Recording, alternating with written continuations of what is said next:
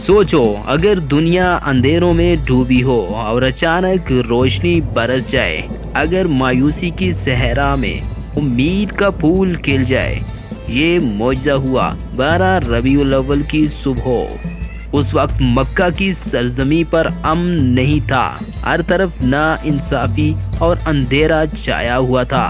फिर वो लम्हा आया जब 12 रबीउल अव्वल को हमारे नबी करीम सल्लल्लाहु अलैहि वसल्लम दुनिया में तशरीफ़ लाए।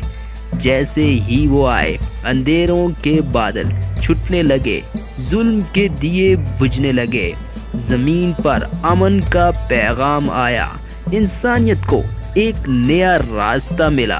हमारे नबी करीम सल्लल्लाहु अलैहि वसल्लम सिर्फ अरब के लिए नहीं, पूरी इंसानियत के लिए रहमत बनकर आए। ये दिन हमें याद दिलाता है कि असल खुशी हुजूर सल्लल्लाहु अलैहि वसल्लम की सुन्नतों पर चलने में है।